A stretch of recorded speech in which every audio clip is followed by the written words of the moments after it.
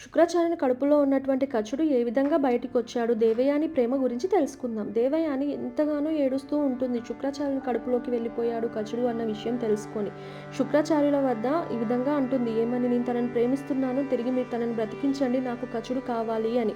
కానీ శుక్రాచార్యుల కడుపులో ఉన్నాడు కచుడు. ఒకవేళ కచుడు కనుక బ్రతకాలి అని అంటే శుక్రాచార్యుల వారు చనిపోవాలి. అందుకని చెప్పేసి శుక్రాచార్యుల వారు ఆలోచించి తనకు తెలిసినటువంటి సంజీవని విద్యని తన కడుపులో ఉన్నటువంటి కచునికి ఉపదేశించి, నీవు బయటికి వచ్చిన తర్వాత నేను చనిపోయి ఉంటాను, అప్పుడు నువ్వు ఇది జపించేసి నన్ను తిరిగి బ్రతికించు అని చెప్పేసి కడుపులో ఉన్నటువంటి కచునికి ఆ సంజీవని విద్యని ఉపదేశిస్తాడనమాట.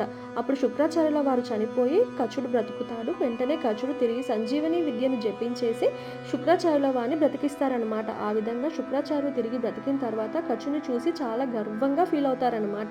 అదే అదే టైంలో దేవయాని కూడా కచునికి తన ప్రేమను తెలుపుతుంది. కానీ కచుడు నిరాకరిస్తాడు. ఎందుకు అని అంటే, నీవు నా గురుపుత్రికవి, నేను నీ మీద చాలా గౌరవం చూపిస్తున్నాను, నాకు నీ మీద ఎటువంటి ప్రేమ లేదు అని చెప్పేసి తిరిగి సురలోకానికి బయలుదేరి వెళ్ళిపోతాడనమాట. తను వెళ్ళిపోయిన తర్వాత శుక్రాచార్యుని వద్దే ఉండిపోతుంది దేవయాని. తర్వాత చూద్దాం దేవయాని జీవితంలో ఎటువంటి మలుపులు వచ్చాయి అన్నది నెక్స్ట్ ఎపిసోడ్లో తెలుసుకుందాం. Please subscribe my channel. Thank you for watching.